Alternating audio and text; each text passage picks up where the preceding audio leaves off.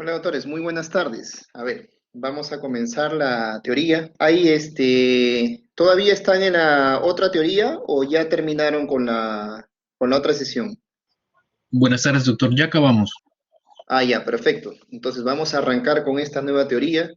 Tenemos una tarea titánica de resumir lo que vendría a ser todo el COVID en pediatría, que es algo muy, difícil, pero he tratado de resumirles la mayor parte de bibliografías que he consultado. Entonces, bueno, sin más preámbulo, para no demorarlos mucho tampoco, vamos a comenzar con la exposición. A ver. Ujú.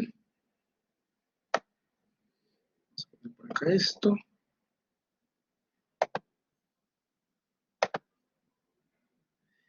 ¿Pueden observar las diapositivas en la pantalla? Sí, doctor. Sí, Ok, doctor. perfecto. Perfecto, entonces vamos a comenzar con la exposición el día de hoy. Primero saludarlos a todos ustedes, chicos. Bueno, hemos tenido un fin de semana un poco ajetreado por el motivo de las elecciones electorales. Espero con mucha vehemencia, por decirlo así, que las cosas vayan bien, ¿no? Y que todos estemos tranquilos y que todos estemos bien con nuestras familias, unidos siempre y con salud. Para aquellos que hayan perdido algún familiar por esta enfermedad que mencionaremos ahora, pues mis más sentidas condolencias. Y para los que no, no nos descuidemos, no bajemos la guardia, seamos siempre cautos y leamos para poder proteger a la población que de repente no tiene el conocimiento que sí tenemos nosotros o que no tiene el conocimiento para poder acceder a la información que sí tenemos nosotros. Entonces, voy a avanzar las diapositivas y pueden levantar la mano o preguntarme en cualquier momento cuando ustedes lo decidan. Bien, el tema es COVID-19, lógicamente en pediatría, porque estamos en el curso de pediatría. Vamos a tratar de esclarecer algunos conceptos que muchas veces van a ser diferentes a lo que nosotros vemos en los adultos, ¿no? Yo prácticamente he atendido a población pediátrica y no tengo experiencia con los adultos. Me imagino que en el curso de medicina interna ya les hablarán de esto, ¿no? Para los que no me conocen, mi nombre es Frank Walter Campos García. Yo soy médico cirujano especializado en pediatría, pregrado de San Marcos, la Universidad Nacional Mayor de San Marcos, y posgrado. Tengo el privilegio de haberlo hecho en la Universidad Ricardo Palma, así como están estudiando ustedes, ¿no? Entonces comencemos ya de una vez con lo que vendría a ser el SARS-CoV-2. Primero que nada vamos a ver un poco de este virus, ¿no? Este virus es un virus ARN, ¿no? Vamos a escribirlo por acá, es un virus ARN positivo, ¿ya? Este, tiene como receptor o sitio de trofismo a los receptores de la enzima convertidora de angiotensina de tipo 2 y posee cuatro proteínas estructurales, que vendría a ser el famoso spike protein, ¿ya? También tenemos a la nucleocápside, ¿ya? Tenemos también a la proteína de membrana, y tenemos también a la envoltura, ¿no? A la envoltura. Mucho se ha hablado acerca del spike protein, y es que esta es la proteína mediante la cual el coronavirus se enganchará, por decirlo así, al sitio de trofismo, ¿no? Donde están los receptores de la enzima convertidora de angiotensina 2. Este es más o menos el mecanismo por el cual el famoso SARS-CoV-2, ¿no? O el SARS-Human, ¿no? O el coronavirus así a secas, entra a nuestro sistema. Primero que nada, a través, como ya se puede ver acá, receptor de la enzima convertidora de angiotensina, se une mediante el spike protein y pueden entrar donde el endosoma prácticamente lo envuelve. Este libera el material genético que vendría a ser el ARN. Ahora, recordemos esto, miren ustedes, voy a retroceder la diapositiva. Cuando nosotros, por ejemplo, tenemos contacto con algún paciente, a ver, vamos a poner acá día de contacto. Día de contacto. Si nosotros tenemos acá, en el día de contacto, vamos a ponerlo como 0, básicamente el periodo de incubación, sí, sí, doctora, dígame, por favor.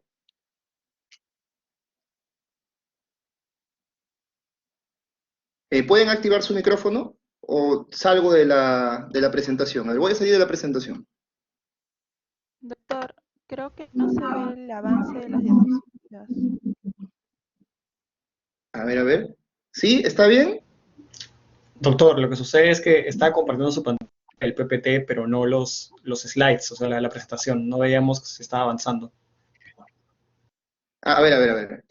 ¿Ahí se ve que avanza? No, No, doctor. doctor, no está proyectando nada. Se dejó de Ok, ok, compartir. a ver. Un momento, vamos a ver. Veamos, veamos, veamos, veamos.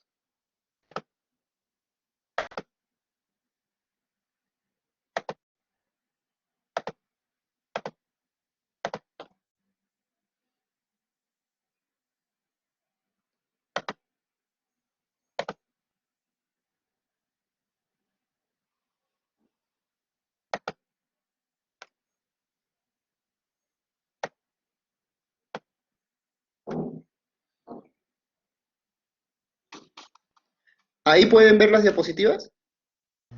Sí, doctor. Ya, a ver, voy a ver si... Ahí ven el avance. No, No, No, doctor, el avance no se ve. Se ha quedado en la diapositiva 1. Ah, en la diapositiva 1. Se ve, doctor, el PowerPoint, no se ve la presentación. Ok, ok. Bien, entonces, ¿cómo hago para poder presentarlo? Doctor, primero tiene que expandir la pantalla y luego tiene que compartir esa expansión, no el PPT. Ya, a ver.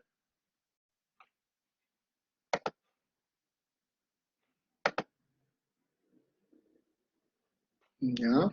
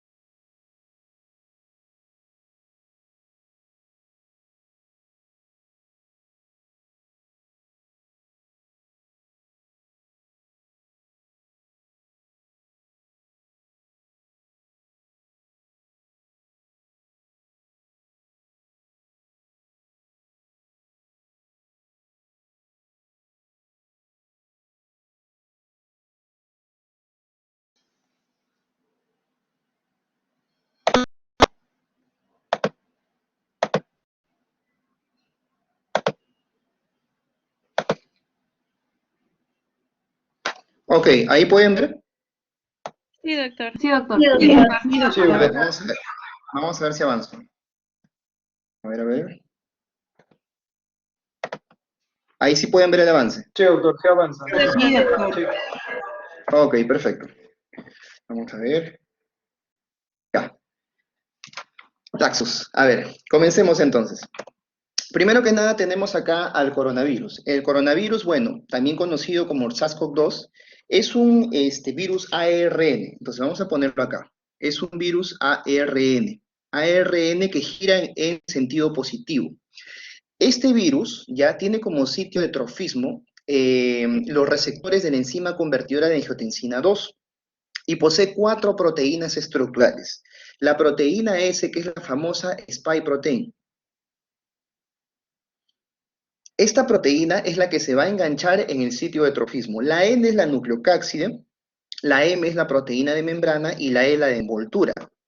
Si nosotros vemos la fisiopatología del SARS-CoV-2, vamos a darnos cuenta que esta bendita proteína o el spike protein se va a unir al receptor de la enzima convertidora de angiotensina, favoreciendo entonces la entrada de lo que vendría a ser el coronavirus a nuestro organismo, donde va a ser envuelto por el endosoma y finalmente va a liberar su material genético, que como les había dicho es un ARN, es un virus ARN.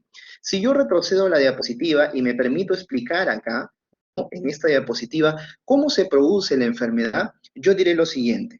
Tenemos entonces un SARS-CoV-2 que mide aproximadamente entre 50 a 200 nanómetros, ¿ya? Eso es más o menos lo que mide de diámetro el SARS-CoV-2.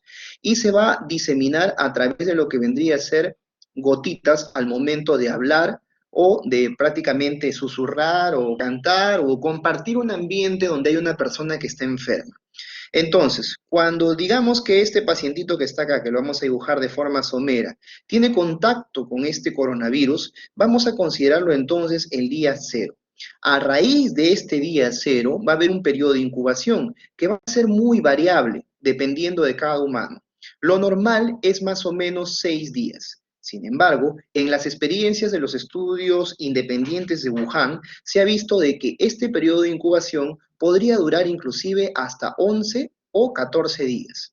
Entonces, no tenemos muy bien establecido cuánto va a durar el periodo de incubación, pero como punto de corte podemos decir que son 6 días. Resulta entonces que si yo hago una onda expansiva de lo que vendría a ser la replicación viral del virus, valga la redundancia, dentro de un ser humano, específicamente dentro de los niños, vamos a ver que va a haber un incremento paulatino de la replicación entonces de este virus, y el punto pico máximo, por decirlo así, se da entre los 6 y 7 días. Es por eso que en este lapso de tiempo es donde más vas a contagiar.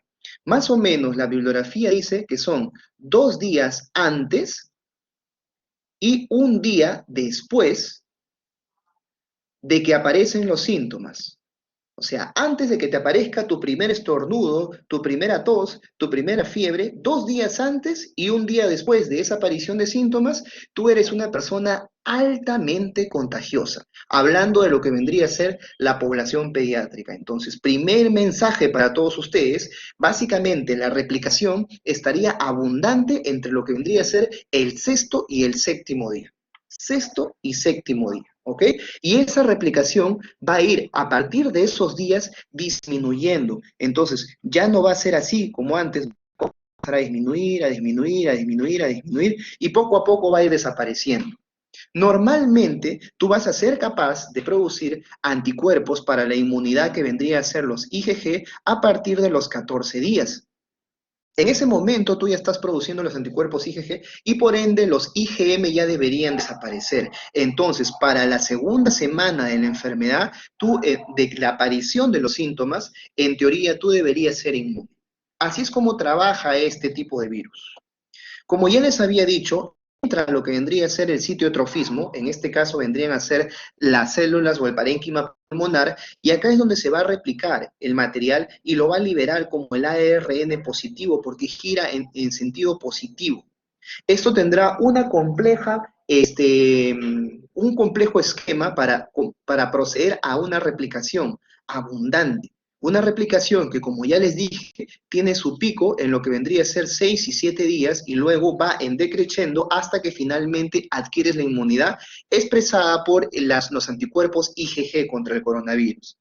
Cuando ya están en completa replicación, lamentablemente estos van a liberar su material genético, se van a ensamblar, van a ser de nuevo envueltos y van a ser expulsados de lo que vendría a ser el sitio de trofismo. Y es así como trabaja este síndrome, este SARS-CoV-2.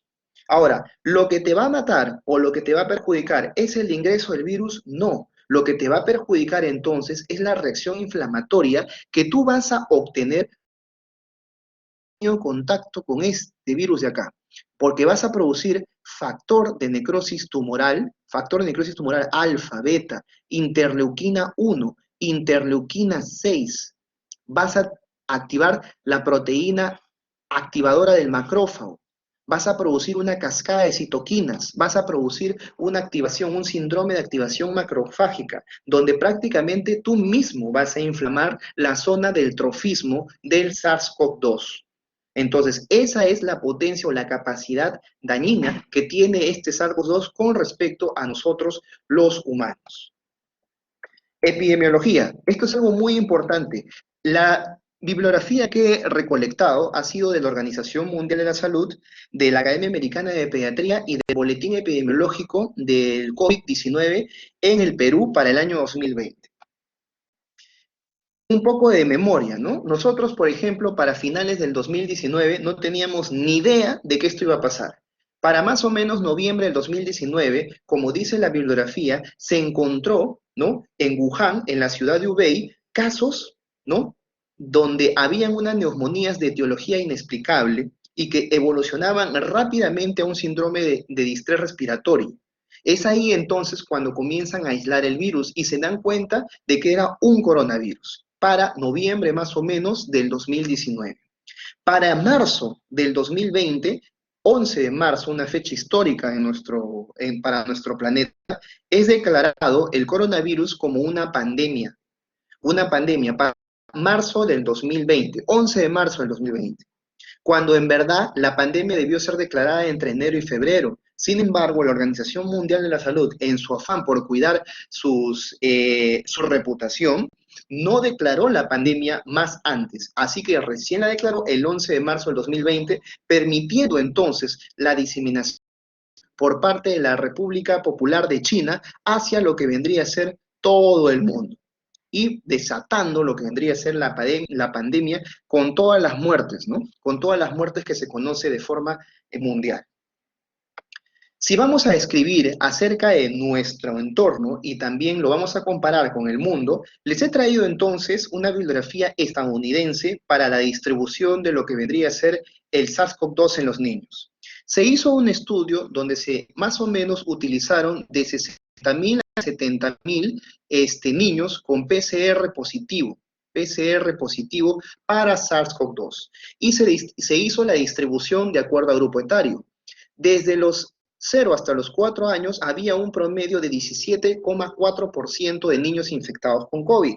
De los 5 a los 10 años, 25,7%. 11 a 13 años, 18,6%, y 14 a 17 años, 38,3%, hablando entonces de que los grupos desde 14 a 17 eran lo que vendría a ser los más afectados. Si yo quiero sumar, y pongo acá 17,4 y 25,7, yo diré entonces que acá mi paciente tenía un promedio de 43,1%, hablando desde los 0 hasta los 10 años, según este estudio. Y si yo sumo la parte de abajo, 18,6 a 38,3, yo tendría acá 56,9% de positivos en el grupo etario desde lo que vendría a ser los 11 hasta los 17 años. ¿Por qué yo hago esa suma? Para que entiendan por qué he puesto acá 43,1 y acá he puesto 56,9. Porque del Boletín Epidemiológico del Perú del 2020 tenemos las siguientes cifras. De 0 a 11 años, 56,3%, y de 12 a 17 años, 43,7%. Si bien es cierto, no es el punto de corte que nos da Estados Unidos de 0 a 10 años, y de los 11 hasta los 17 años, es algo muy similar a lo que hizo el gobierno estadounidense. El boletín peruano los agrupa en dos grandes grupos, de 0 a 11 y de 12 a 17. Es más, me parece que la agrupación que hizo el Perú estuvo mejor realizada que la de Estados Unidos. Pero hay una diferencia acá significativa. Miren ustedes, 53,3% versus el 43,7%. En el Perú, los niños de 0 a 11 años supuestamente tienen más prevalencia con respecto a los pacientes o los niños de Estados Unidos. Estados Unidos y toda la bibliografía a nivel mundial nos dice que el grupo de mayor riesgo se encuentra entre los 11 y 17 años, y no entre los 10 y 11 años como dice el Perú. Ahora, ¿a qué se debe esto? Esa diferenciación se debe a que lamentablemente nuestra idiosincrasia nos hace preocuparnos más por los más pequeños antes que por los que están más grandes. Entonces, no es de extrañar que la población peruana, en vez de llevar a los niños que tenían un poco de tos y moco, que tienen 13, 14 años, por el que más se preocupaban eran por los menores de 10 años, porque decían, pues no, está muy chiquito, le puede hacer algo, hay que llevarlo. Y dejaban de lado a los adolescentes porque los catalogaban como personas jóvenes inmortales. Pero ya hemos visto que no es así, que la frecuencia y la intensidad del coronavirus va a depender de muchos factores. Entonces, algo significativo para describirlo a nivel internacional. Si nosotros hablamos de los casos positivos en general, o sea, de toda la población desde que nacen hasta que mueren, por todos los grupos etarios, el mundo nos dice de que los niños son afectados entre 8 a 10%, mientras que el Perú en el boletín epidemiológico del MINSA nos dice que solo tenemos una tasa de 5.6%. ¿Ya? Tenemos una tasa de 5.6%. Eso, pues, en verdad, es discutible, ¿no? Discutible. Primero, ¿por qué? Porque no tenemos, en ese momento, el 2020, no teníamos ni pruebas rápidas todavía. Y las que teníamos se utilizaban, pero como quien dice, con los dedos así contados. No podíamos utilizar a pasto las pruebas. Ahora ya tenemos las pruebas de reacción de cadena de polimerasa con transcriptasa reversa, que es el gol estándar para el diagnóstico, pero en el momento no las teníamos. Tal vez por eso la epidemiología de nuestro país era diferente a la del mundo, ¿no?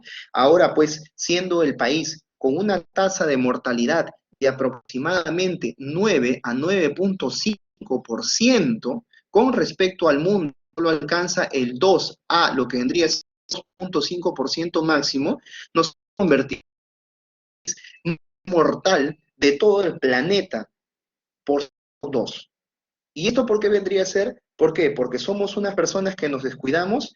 Hay otros países que están peores que nosotros, y la verdad es que lo que pasa entonces es que no están dando las cifras exactas, no están dando las cifras verdaderas. Por lo menos rescato eso del Perú, que aunque le ha caído su jalón de orejas, igual de todas maneras ha sincerizado sus muestras, convirtiéndonos actualmente a nosotros en el país más mortal de coronavirus, de 9 a 9.5% de tasa a nivel de todo el litoral peruano. Para que ustedes vean un poquito más de lo que vendría a ser la realidad de nuestro país y más cercano la realidad donde se encuentra el Hospital María Auxiliadora y el Hospital de Emergencias Villa El Salvador, les traigo entonces el reporte epidemiológico del EVES, del Hospital de Villa El Salvador, donde hablaban de que más o menos los niños diagnosticados por SARS-CoV-2 en general de toda la población representaban un 14.3% y los adolescentes un 1.5%. Yo no creo esto.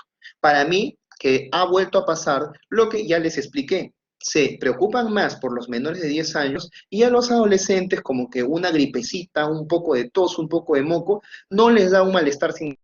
Entonces por eso es que no acuden a los hospitales. Pero la mamá, cuando el de 4 o 5 años tiene diarrea, tiene fiebre, ahí sí se preocupa. Entonces es por eso que estos niños son más diagnosticados que los adolescentes que simplemente se niegan a ir al hospital, ¿no? Y en general, la tasa o lo que vendría a ser el porcentaje de toda la población, de todos los grupos etarios, en pediatría para el Hospital Villa El Salvador, respondía a un 4.6%. Entonces, para el mundo, ¿no? El porcentaje de niños con respecto a toda la población afectada por el coronavirus estaba fluctuando entre 8 a 10%. Para el Perú es 5.6%. Y para Villa El Salvador, incluyendo San Juan de Miraflores, aparentemente era un 4.6%. Yo creo que esas cifras, una vez que se haga toda la pesquisa con el PCR como debe ser, van a cambiar, ¿no? Notoriamente van a cambiar. No por algo somos el país donde más se muere la gente por coronavirus. Si hablamos acerca, y esto es un mea culpa, hay que asumir lo que vendría a ser nuestro comportamiento y nuestra idiosincrasia, la CDC de Estados Unidos nos habla que los niños blancos requirieron 2.1% de hospitalización, mientras que los niños latinos y los afroamericanos en promedio requirieron 16.9% de hospitalización. ¿Qué pasó? ¿Los latinos somos más débiles? ¿Los africanos son más débiles? No, no es eso. Es nuestra idiosincrasia, nuestro comportamiento. Compartimos el vaso. compartimos la mesa, nos abrazamos, la suegra o la abuela se resiente si no le dejas cargar al niño. Y en todos casos, ¿ah? En todas las provincias, en todo lugar. Entonces, ese es el problema, el contacto de los sintomáticos con respecto a los niños y que no mantienen una distancia por nuestra propia cultura, nuestra propia idiosincrasia, y se ve reflejado en una cifra 8 veces por encima de lo que vendría a ser la hospitalización de los niños caucásicos. Y esto es Act Today, ¿no? Junio del 2021. Acá tenemos, por ejemplo, miren cómo ha ido evolucionando, ¿no? Los casos de coronavirus en lo que vendría a ser el Hospital del Villa El Salvador. Hospitalización pediátrica, ¿no? Representaba, junto con la UCI pediátrica, 1.6% de todas las hospitalizaciones por SARS-CoV-2, demostrando entonces, a nivel por lo menos de Villa El Salvador, que los niños tenían menos predisposición a complicarse con respecto a los adultos. Necesito un voluntario, por favor, que me lea el párrafo en blanco.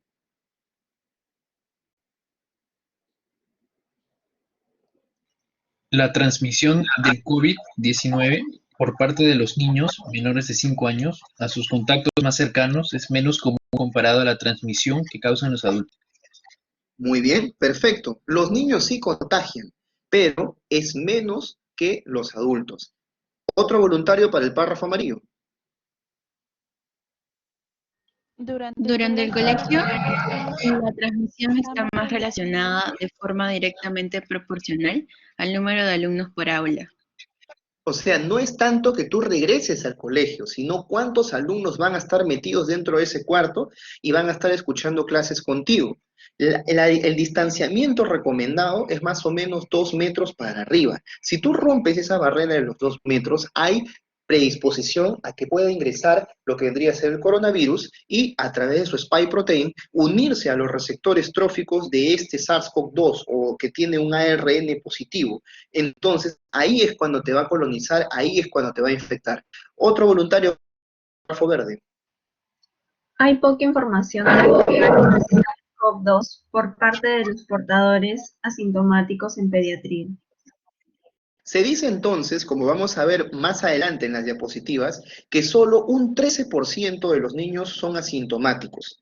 Ahora, de por sí, si no tenemos mucha bibliografía en adultos asintomáticos, cuál es su capacidad de transmitir el virus, mucho menos la tenemos en el paciente pediátrico. Lo que sí se dice es que a pesar de que hay portadores asintomáticos, sí tienen posibilidad de contagio. Entonces, no hay que descuidarnos, siempre mantener una distancia de 2 metros. Manifestaciones clínicas. Esto es bien importante y bien interesante. Miren, fíjense ustedes. Niños y niñas por igual. Ustedes pueden consultar esa afirmación en la bibliografía adjunta con los autores que menciono en la parte inferior de la diapositiva. Tanto niños como niñas se van a afectar por igual. Acá no es una enfermedad con predisposición de género, por si acaso. Y acá es un dato importantísimo. Miren, fíjense. Los síntomas son similares tanto en el adulto como en niños, o sea, son iguales, pero lo que va a variar en la población pediátrica es la intensidad de los síntomas. ¿Por qué? Porque en el adulto, lamentablemente, es mayor. No sé si decir lamentablemente o afortunadamente, ¿no? ¿Por qué? Porque imagínense si comenzaran a fallecer los niños, sería algo catastrófico para toda la población. Pero bueno, tampoco nadie quiere que fallezcan los adultos. En verdad no se buscan las pérdidas de los pacientes. Simplemente nosotros pues tratamos de darle lo mejor a los pacientes. Y ese es el objetivo de esta clase y lo que yo quiero que ustedes aprendan. Miren, los niños los vamos a dividir en 2 grupos etarios. Menores de 10 años y estos mayores de 10 años. Pero quedémonos en los menores de 10 años. Fíjense ustedes, vamos a hablar de los 4 primeros signos y síntomas. Fiebre, tos, cefalea y diarrea. Miren, en un menor de 10 años no te vas a poner a buscar otros signos y síntomas muy difíciles. Lo que tú tienes que llevarte de esta clase es que la fiebre es el principal signo en menores de 10 años. Busca fiebre. La fiebre está relacionada con un paciente de COVID-19. Doctor, pero todas las enfermedades causan fiebre. Sí, pues, lamentablemente es así. En segundo puesto está la tos.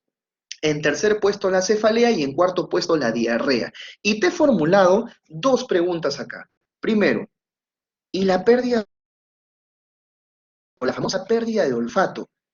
¿Cuánto es la frecuencia con que se encuentran niños menores de 10 años con pérdida de olfato? 1%. Entonces, no te me pongas a buscar en un menor de 10 años, decirle, pues, ¿no? Niño, ¿se te ha ido el olfato? No, pues, porque es 1%, no lo vas a encontrar. Busca fiebre, tos, cefalea y diarrea, que son los 4 primeros puestos en signos y síntomas para estos niños. Y acá tenemos también disnea y dolor abdominal y moco, miren, la rinorrea. Estos no pasan del 7%.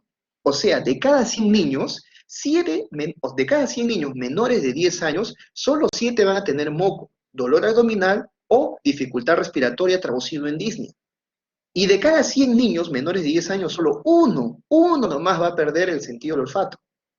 Entonces, recuerda, menor de 10 años, fiebre. Segundo lugar, tos. Tercer lugar, cefalea. Cuarto lugar, diarrea. Doctor, ¿y será igual así en los mayores de 10 años? No. En el mayor de 10 años lo que predomina, en primer lugar, es la cefalea. ¿Quién no se altera? La tos. La tos sigue perenne. Y en segundo lugar, siempre mantiene su segundo lugar, eso acuérdate. Y la cefalea es primero y la fiebre viene tercero, fíjense ustedes. La diarrea baja su posición.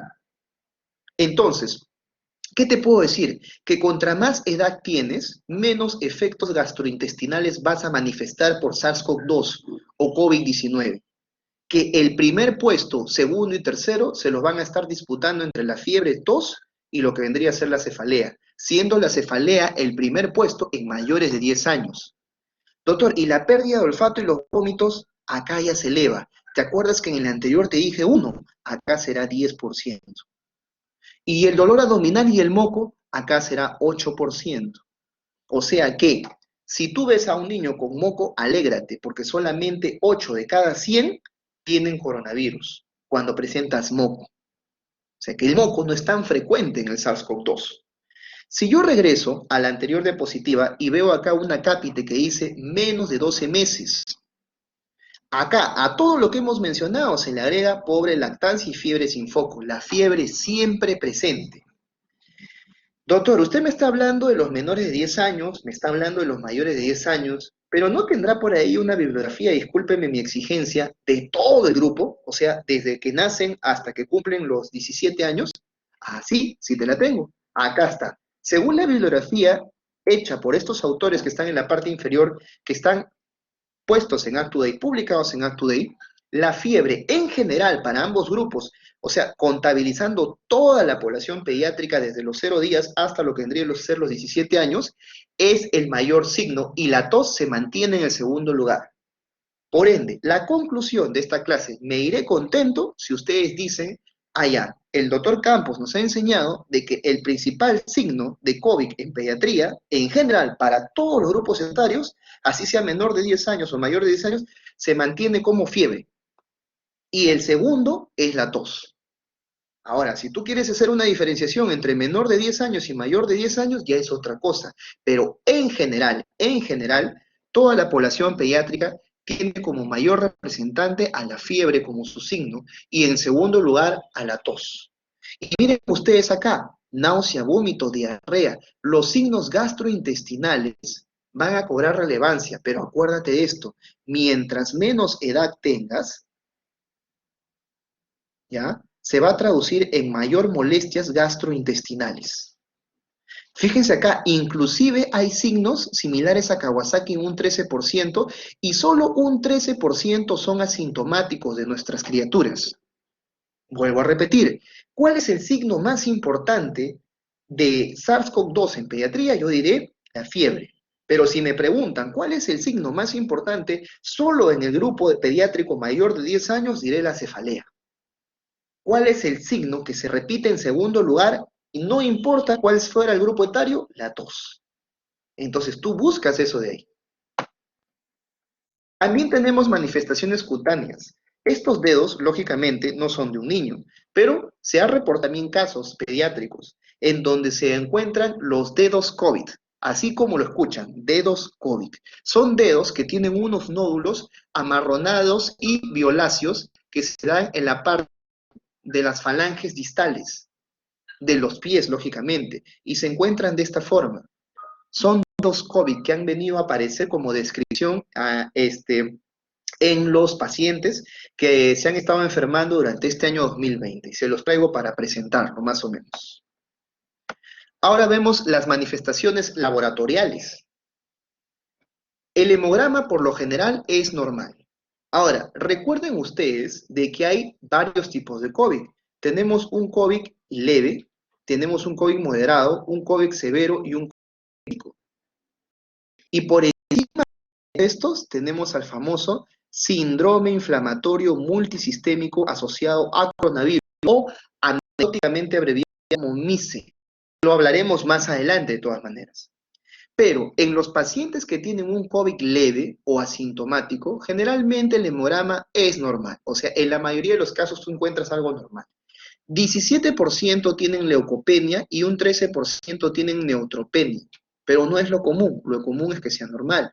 Un tercio de los casos tiene proteína C reactiva y procalcitonina elevado.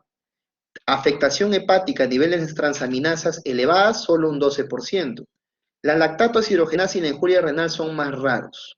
Ahora, ¿qué es lo que yo haría, por ejemplo, si yo tengo un paciente COVID?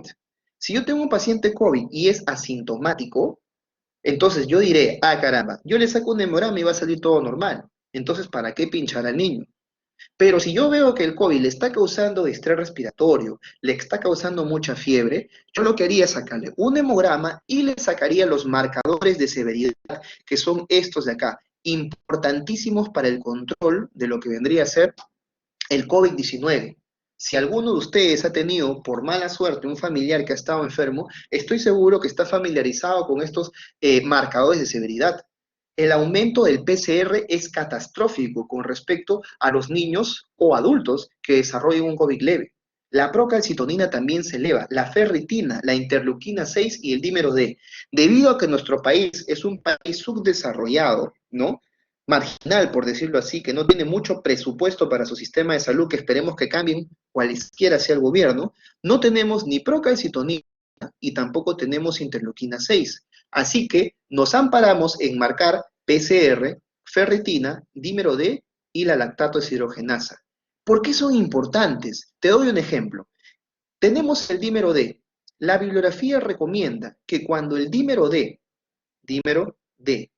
está por encima de 5 veces el límite superior para la edad, es alto riesgo de accidentes trombóticos. Por tal motivo, si tú tienes un dímero D que está 5 veces por encima del máximo valor para su edad, deberías iniciar tratamiento antitrombótico. Doctor, pero a mí me han dicho que el antitrombótico o la enoxaparina se pone a todos como prevención. Así me han dicho ¿cómo se llama? Los consejeros que me están tratando el COVID en casa y todo lo demás. No, pues falso. Lo que se recomienda hoy por hoy es, si el dímero D está 5 veces por encima del valor del límite superior, ahí recién inicias tratamiento antitrombótico. Si no, es lo mismo que te estuviesen echando agua bendita. No hay ningún efecto. El PCR y la procalcitonina y la ferritina y la interleuquina 6 son muy buenos marcadores para determinar la severidad del caso. Si yo tengo un COVID que tiene estos marcadores elevados, yo lo enfoco de otra manera. Y me voy al grado de severidad. El MISE es un tema distinto, como lo pongo acá, pero ya hablaremos de eso, no se preocupen. Ojo, el MISE no es lo mismo que un COVID crítico. No son lo mismo. Y yo se los voy a explicar poco a poco a lo largo de esta exposición. Entonces, un voluntario que me lea la pregunta en color verde.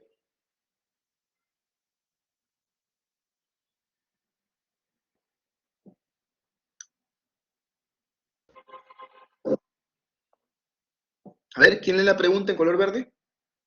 ¿Por qué no es tan severo como en los adultos?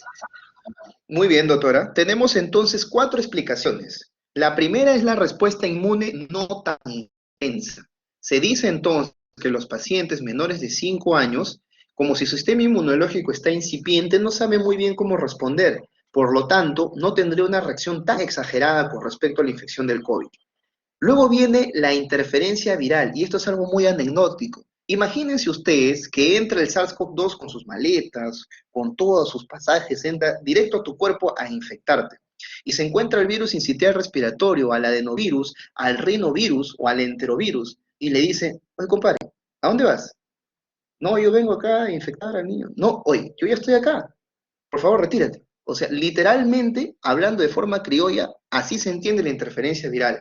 Por mecanismos que todavía no se entienden por completo, los virus increíblemente hacen una competencia y favorecen de que este virus no les cause alteraciones a nuestros niños. Increíble, pero es uno de los mecanismos postulados. Luego, las diferencias del receptor de la enzima convertidora de angiotensina con respecto a los adultos. Diferencias en la composición y en la cantidad de receptores.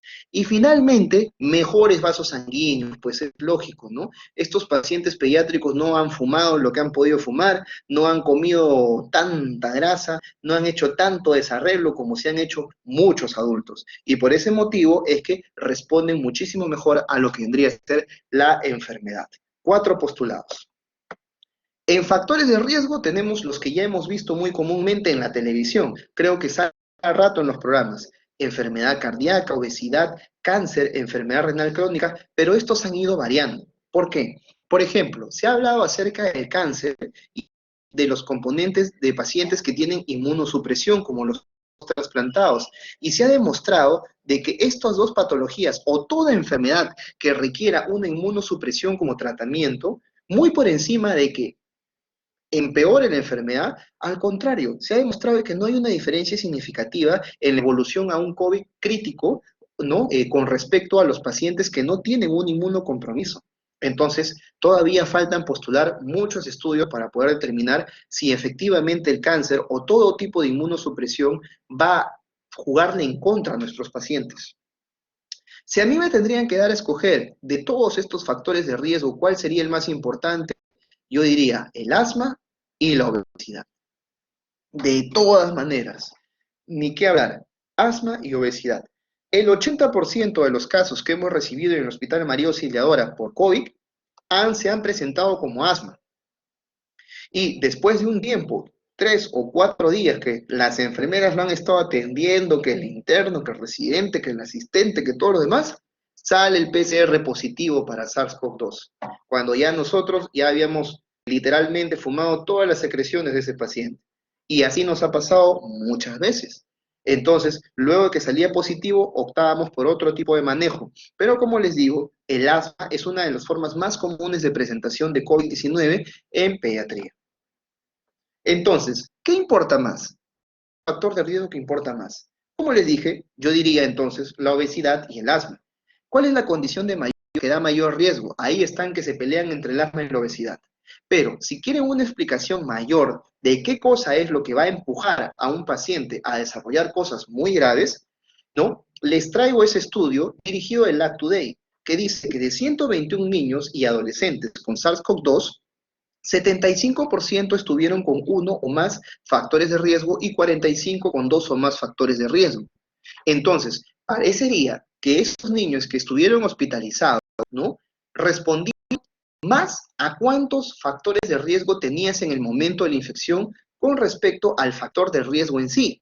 O sea, ¿qué cosa quiere decir? Si yo soy un niño obeso, ya tengo mi factor de riesgo elevado, pero si yo soy obeso, asmático, tengo, por ejemplo, una enfermedad cardíaca o tengo una condición genética predisponente, definitivamente el tener más factores de riesgo juntos les jugaba una carta en contra de esos pacientes.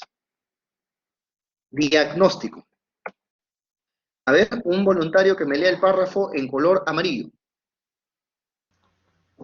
Debemos sospechar de COVID-19 en adultos que presenten los síntomas y signos antes descritos o que tengan un cuadro de infección respiratoria baja severa que no tenga otra explicación. Muy bien. Entonces, una infección, un cuadro respiratorio que no tiene otra explicación, que no se explica mejor por otra enfermedad, bueno, hay que sospechar en COVID. Otro voluntario para el párrafo en blanco.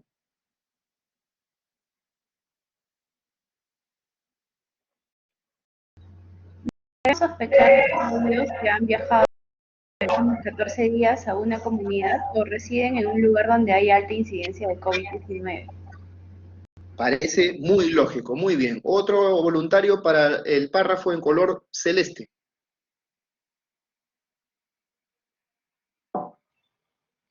Debemos sospechar en aquellos que han tenido contacto cercano con un caso COVID-19 positivo.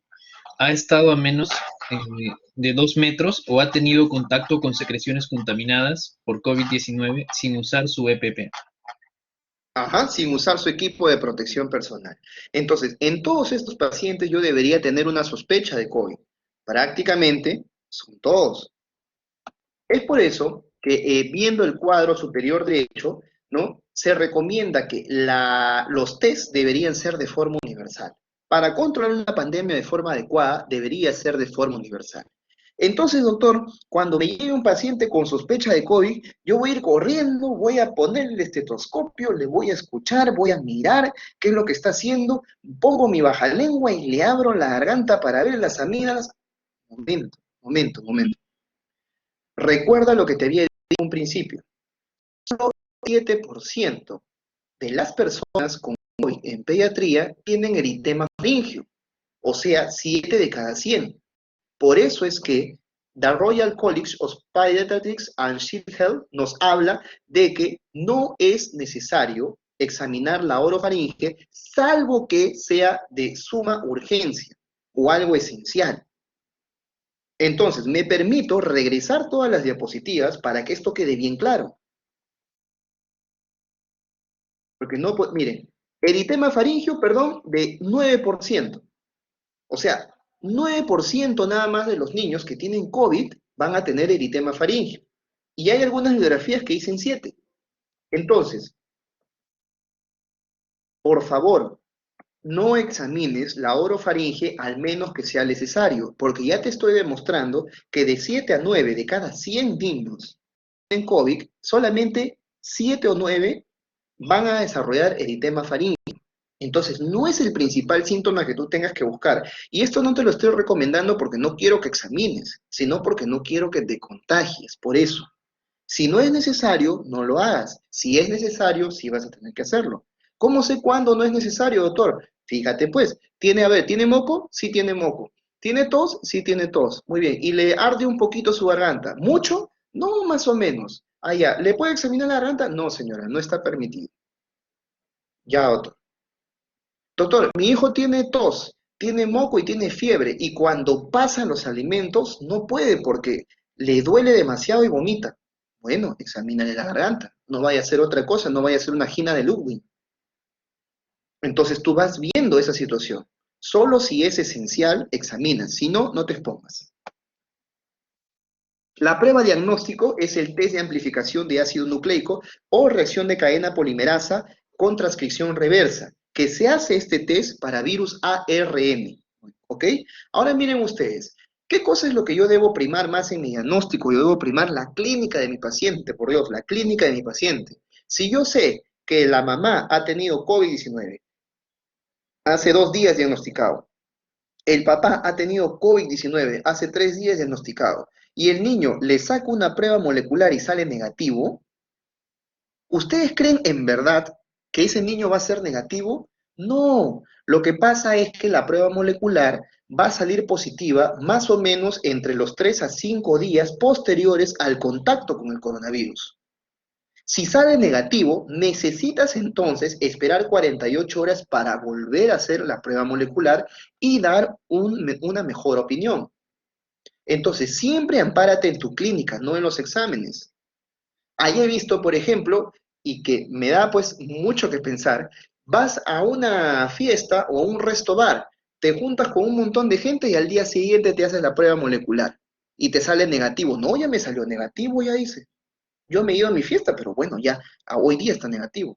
No, pues, eso no es así. Primero, un mínimo tienes que esperar de 3 a 5 días, de preferencia 5 días. Idealmente cuando aparecen signos y síntomas. Fíjense ustedes, ¿por qué? Porque la replicación viral es 2 días antes que aparezcan los síntomas y un día después que aparezcan los síntomas. Ahí es cuando más virus tienes. Es cuando te va a salir recontra positivo la prueba molecular. Entonces, en tu clínica, no tanto en las pruebas laboratoriales. Si hay alta sospecha, contacto epidemiológico, lo atiendes como si fuera un COVID, porque lo más probable es que tenga COVID y con los días vaya a poder salir el resultado positivo. Las muestras de tracto respiratorio bajo, según la Organización Mundial de la Salud, están recomendadas para pacientes hospitalizados. ¿Cuáles son las muestras de tracto respiratorio bajo? Pedirle un esputo, aspirado de tráquea, lavado broncoalveolar. El esputo inducido está contraindicado. ¿Qué cosa es el esputo inducido? Nebulizar a un paciente para poder inducirle a que tose y que bote esputo. Ten cuidado, porque si tú nebulizas a tu paciente, básicamente vas a hacer que todo el cuarto donde se está nebulizando el niño se fume todos los coronavirus. Entonces tienes que tener mucho cuidado al respecto. Ahora sí, estirémonos un poco y hablemos del síndrome inflamatorio multisistémico asociado a coronavirus. Esta es una entidad poco común. Ni siquiera, y me atrevo a decir, los residentes de pediatría de tercer año dominan esta entidad.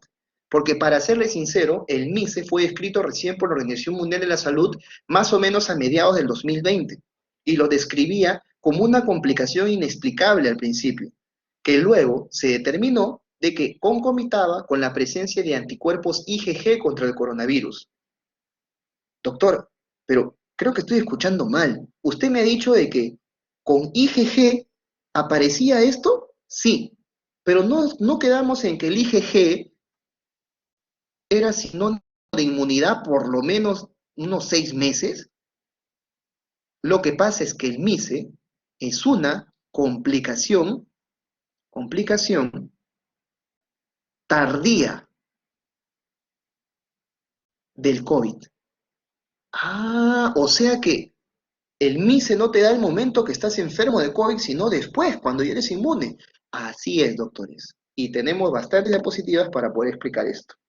La incidencia es de 2 por cada 100.000 habitantes. Más del 70% de los niños afectados eran previamente sanos, o sea, no estamos hablando de fibrosis quística, no estamos hablando de síndrome de Down, no estamos hablando de pacientes con alguna comorbilidad. Pero de los que tenían comorbilidad, los que más se relacionaban con el MICE o síndrome inflamatorio multisistémico es la obesidad y el asma. Esos eran los que más se relacionaban. Por eso les digo que si yo voy a poner como mayor factor de riesgo para complicación de COVID-19 en pediatría, yo diré entonces que es la obesidad y diré que es el asma. Esos son los factores de riesgo predominante para esta enfermedad. La raza latina y la raza negra tienen mayor proporción de casos. Como ya les he dicho, harto abrazo, harto beso, me resiento si no me sacan al nieto, a mi sobrino, a mi hermano, a mi hermana, y por eso hay mayor contagio. Se entiende más común como una complicación postinfecciosa que como parte del proceso agudo. Entonces, les repito, acá bien claro está, el COVID-19 severo es diferente al MICE. El COVID crítico es diferente al MICE. ¿Por qué? Te lo voy a dibujar acá para que se entienda. Tienes contacto con el bendito coronavirus, con el SARS-CoV-2, acá, en el día 0. Y comienzas así, tacatán, tacatán, tacatán, hasta el día 6. Acá es donde hay la mayor replicación del virus. Entonces, acá más o menos, entre el día 6 y 7, inician los síntomas. Los síntomas van a seguir a lo largo de 2 semanas. Más o menos, a golpe del 7º día de inicio de los síntomas, entre el 5 y 7º día, aparece el IgM. Y a golpe de los 2 semanas o 14 días de haber iniciado los síntomas, aparece el IgG y listo, la alegría. Todo el mundo festeja. Estás inmune al coronavirus, por lo menos te garantizas 6 meses según el estudio Rockefeller. Muy bien. ¿Qué pasa? Que esta MICE, este cuadro clínico, lo que hace es que cuando ya estás inmune, ya has fabricado tus primeros anticuerpos IgG, pasan 4 semanas. Todo el mundo ya está feliz, ya estoy inmune, pasan 4 semanas y acá comienza el principio del fin. ¿Por qué? Porque el MICE lamentablemente es una patología altamente destructiva y de mucho riesgo. 4 semanas después de que a ti ya formaste inmunidad, ya te dio COVID, tú recién comienzas a hacer las manifestaciones del síndrome inflamatorio multisistémico. por lógica, en ese momento que te da el MICE, ¿será posible encontrar en el PCR SARS-CoV-2? ¿Ustedes qué dicen? Piensen un poco antes de responderme.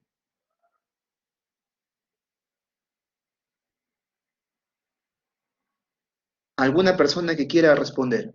¿Será lógico encontrar todavía el virus en plena replicación cuando te da el síndrome inflamatorio multisistémico?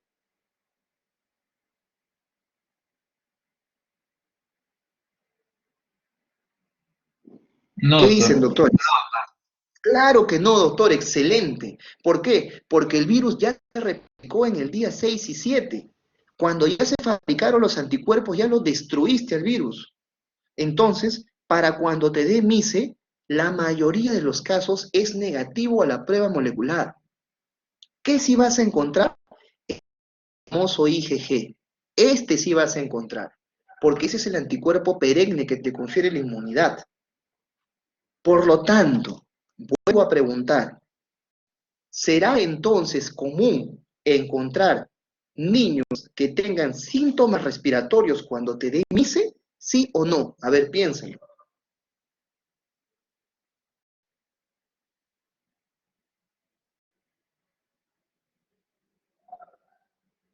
¿Qué dicen entonces?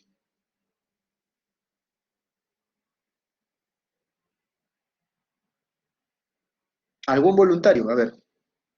Sin miedo a equivocarse, sin miedo al éxito, como dicen los videos.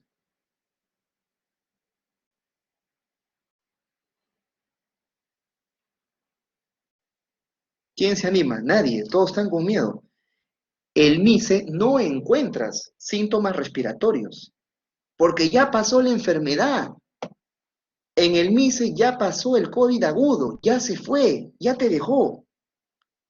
Solamente vas a encontrar los anticuerpos IgG, o sea, te estoy diciendo que el MICE es una complicación tardía donde se va a producir una entidad que va prácticamente destruir el cuerpo del niño cuando tú ya eres inmune.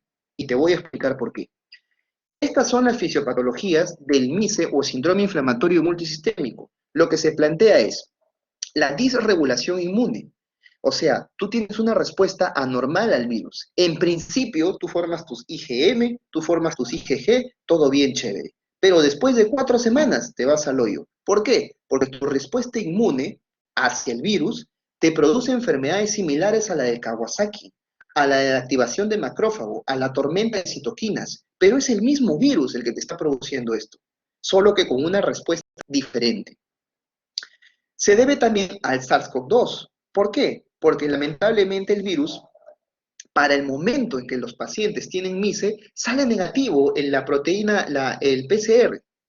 ¿Qué cosa quiere decir? Que el virus ya no está ahí, pero lamentablemente ha dejado una serología que parecería que está alterada y que va a afectar directamente a los pacientes. Y la injuria miocárdica. Lamentablemente el MICE tiene muchísimo compromiso del corazón o de las estructuras aledañas. Puede producir miocarditis, pericarditis, endocarditis. No está explicado muy bien cómo es que llega hasta este nivel, pero lo hace. Estas son las manifestaciones del síndrome inflamatorio multisistémico en pediatría. Fiebre que dura de 4 a 6 días en el 100% de los casos. Síntomas gastrointestinales en el 60 a 100% de los casos. ¿Se acuerdan que cuando era menor de 10 años, el primer signo era fiebre, el segundo tos, el tercero cefalea y en cuarto lugar estaba la diarrea? Pero cuando ya pasabas de los 10 años y te convertías en el adolescente, la diarrea se iba en un puesto más alejado. Moraleja, contra menos años tengas, más importancia tienen los síntomas gastrointestinales. Y contra más severa sea la expresión del MICE, más síntomas gastrointestinales vas a tener. Entonces, así como el primer signo para buscar COVID en pediatría es fiebre y el segundo lugar viene la tos, para el MICE se mantiene, el primer lugar es fiebre, pero el segundo lugar ya no es la tos, porque ya no están los síntomas respiratorios, sino es síntomas gastrointestinales. También puede haber rash, conjuntivitis, membrana mucosa comprometida. Síntomas neurocognitivos, síntomas respiratorios, pero ya bien alejado. Dolor de garganta, bien alejado. Mialgia, pies y manos sudorosas. Tú lo que vas a buscar en un paciente con síndrome inflamatorio multisistémico es fiebre y alteraciones gastrointestinales. Los signos y síntomas gastrointestinales son los más frecuentes y a veces se mimetizan con apendicitis, ileitis o colitis. Les cuento un caso. Viene un niño entonces, dicho sea de paso, el grupo etario más afectado es de 4 a 7 años, los que más desarrollan MICE en pediatría. Viene un niño de 5 años, 5 años, con dolor abdominal, síndrome doloroso abdominal. Se le sacan los estudios, ecografía, no se encuentra nadita. Y luego agarran y le sacan una tomografía y por ahí que las asas intestinales están inflamadas. Entran a cirugía bajo el diagnóstico de apendicitis aguda. Apendicitis aguda. Entran a operar, sacan el Cabanossi y no hay nada en el Cabanossi. Uf, y ahora no hay nada. Bueno, igual, ya estamos acá, sacamos el apéndice, lo cerramos, lo cosemos y lo mandamos a piso de nuevo con los pediatras que ellos se encarguen. A la semana, este paciente comienza con una hipotensión, cuadro séptico, comienza con taquicardia, shock hipovolémico. Pero si estaba yendo bien, ya lo operamos. ¿Por qué se está empeorando cada día más? Antecedente. Hace un mes tuvo COVID.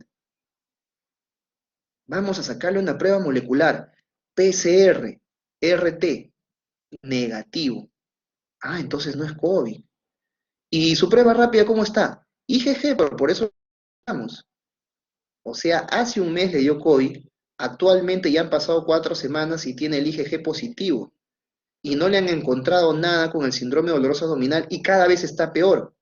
Eso se perfila para un síndrome inflamatorio multisistémico. Así es como se dan los cuadros clínicos, así hemos tenido en nuestro hospital. Lamentablemente, de los MICE, un gran porcentaje fallece cuando llegan a ese punto. Por eso es importante, por lo menos, tener conocimiento del asunto. Síntomas neurológicos es cuando está recontra grave, cefalea, irritabilidad, letargia y confusión. Y acá tenemos todas las manifestaciones clínicas del síndrome inflamatorio multisistémico. Fíjese usted, shock. No estamos hablando de un poquito de aleteo nasal, o no estamos hablando de un cosquilleo en la garganta, estamos hablando de cuadros clínicos ominosos, falla respiratoria COVID y ventilación mecánico, arritmia, hepatitis, disfunción miocárdica que se traduce en la disminución de la fracción del volumen de eyección, enfermedad de Kawasaki. Esto de acá, Kawasaki disease, o enfermedad de Kawasaki. Serositis, falla renal aguda. Tenemos, por favor, tenemos unos signos y síntomas ominosos, unos signos y síntomas recontra importantes. Entonces, el MICE no va de la mano con síntomas respiratorios, pero sí va de la mano con síntomas que descompensan hemodinámicamente a nuestro paciente. Este es un cuadrito que les he traído acerca de las presentaciones asociadas a COVID-19 en el síndrome inflamatorio multisistémico. Tenemos, por ejemplo, presentaciones como estados febriles inflamatorios, tenemos enfermedad similar a la enfermedad de Kawasaki y el MICE severo, que es cuando es un compromiso multisistémico y cardíaco. El SHOT es común. Acá el SHOT no es común, ¿ya? Y acá se elevan los marcadores o los reactantes de fase aguda, que vendría a ser el PCR, la procalcitonina, la ferritina, la interleuquina 6, ¿no? Y el dímero D, que ya sabemos que tenemos que buscar hasta 3 veces por semana según los protocolos internacionales. Ya creo que no podemos ni hacerlo una vez por semana, porque nuestro hospital está, pero que se cae por pedazos. Por lo menos hablo de mi hospital, el María Auxiliadora, que no tiene el PCR las 24 horas del día, solo lo tiene por laboratorio central desde las 8 de la mañana hasta las 5 de la tarde. Fíjense, o sea que si el Kawasaki viene como expresión del COVID-19, yo tengo que esperar hasta el día siguiente para sacar el PCR. Así estamos, doctores. Al conteo de células, la linfopenia y la neutrofilia es común, del 80 al 95% de los casos y del 68 al 90% de los casos. En cambio, en el COVID leve, los hemogramas eran normal.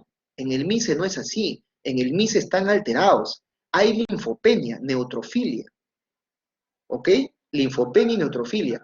La leucopenia, acuérdense ustedes, la leucopenia de un paciente con COVID-19 leve o asintomático, ¿no? Cualquiera de los dos, y o asintomático, era menos del 17% de los casos.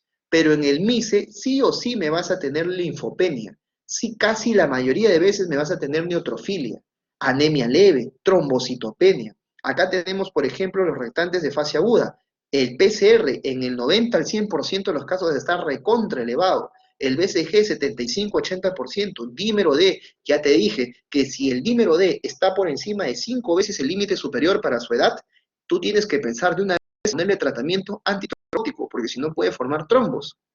Ferritina y procalcitonina, ¿no? Interleuquina 6 y fibrinógeno están en el 80 al 100% de los casos. La interleuquina 6, difícil que la encuentres. Si no tenemos ni siquiera la procalcitonina, menos vamos a tener para medir las interleuquinas.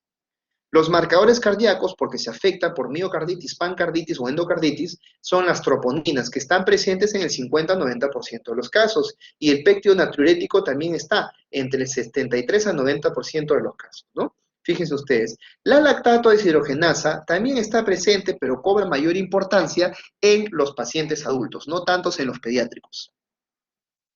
De las imágenes, bueno, es lógico que les voy a sacar una plaquita de tórax para ver si hay atelectasia, si hay consolidado como una neumonía sobreagregada. Acuérdense muy bien de esto que les voy a decir. En pediatría,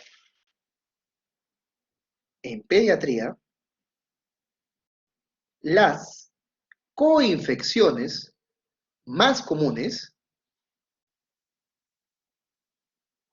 son, hacía 2 puntos.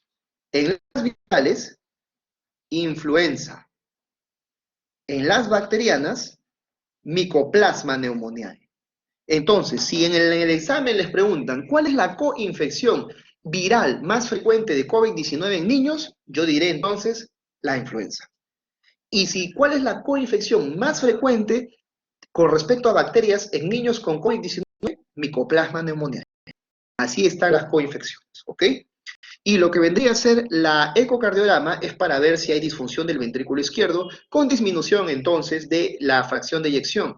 Y también veo las anormalidades de la arteria coronaria. Recuerden ustedes que en la enfermedad de Kawasaki, ¿ya han hecho su teoría de Kawasaki o todavía no han hecho su teoría de enfermedad de Kawasaki, doctores?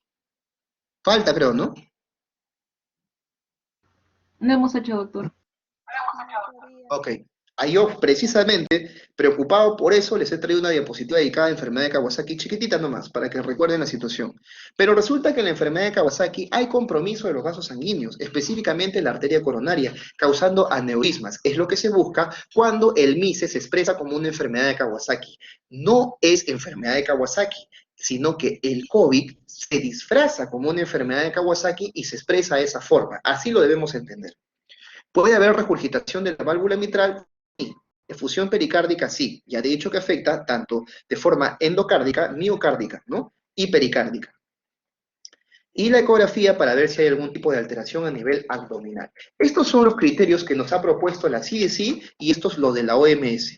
Solo los vamos a mencionar porque la verdad es que son criterios no tan prácticos, pero siempre los tienen en los intensivistas pediatras. Hay que recordar entonces que el MICE no lo va a evaluar un pediatra general, lo tiene que evaluar un intensivista pediatra, un emergenciólogo pediatra, un infectólogo pediatra, un cardiólogo pediatra, un hematólogo pediatra y un neumólogo pediatra. Es lo que indica el protocolo internacional. Así de tranca o difícil es el síndrome inflamatorio multisistémico para coronavirus. Fíjense ustedes. Estos criterios los van a manejar ya dentro de la unidad de cuidados intensivos pediátricos. Y son 4 criterios. Menor de 21 años, fiebre mayor o igual a 24. Ya recordemos que en el MICE, en el síndrome inflamatorio multisistémico, la fiebre es el principal signo, seguido de los signos y síntomas gastrointestinales, porque los respiratorios se alejan, porque ya no estás en etapa aguda, estás 4 semanas después que te dio el COVID. Evidencia de laboratorio, compromiso de 2 o más sistemas, requiere hospitalización. Criterio 3, que ninguna otra enfermedad lo explique mejor, y criterio 4, que hayas estado expuesto. Que el PCR pueda o no sea positivo, serología positiva, antígeno positivo. En el caso de la OMS, ¿ya? Que sea de 0 a 19 años, fiebre de 3 a más días, o sea, para la OMS basta con 3 días de fiebre para pensar en un MICE. Signo que evidencien compromiso de 2 a más sistemas, conjuntivitis mucopurulenta bilateral, rash o compromiso mucocutáneo, hipotensión o shock, disfunción cardíaca, trastorno de la coagulación, signos sin síntomas gastrointestinales, que recuerden que son los segundos más frecuentes en el síndrome inflamatorio multisistémico, marcadores inflamatorios elevados, ya sabemos, PCR, BCG, procalcitonina, ferritina, interleuquina 6 y dímero D. Y criterio, ninguna otra causa lo explica mejor, y lógicas que son las que tú has sacado ya hace un mes. O sea, ¿tienes un PCR positivo en el momento? No. Y hace un mes sí lo tenía positivo. Ah, ya, este puede ser. Esta es la diapositiva que les traje. Miren, no han hecho todavía la enfermedad de Kawasaki, pero para manejar un tema tan complejo como el síndrome inflamatorio multisistémico y COVID-19 en pediatría, necesitas adelantarte y saber de esta enfermedad. La enfermedad de Kawasaki clásicamente se entiende como fiebre, ¿no? Que es igual a 38.3 grados centígrados, otras bibliografías dicen 38 grados, por 5 días.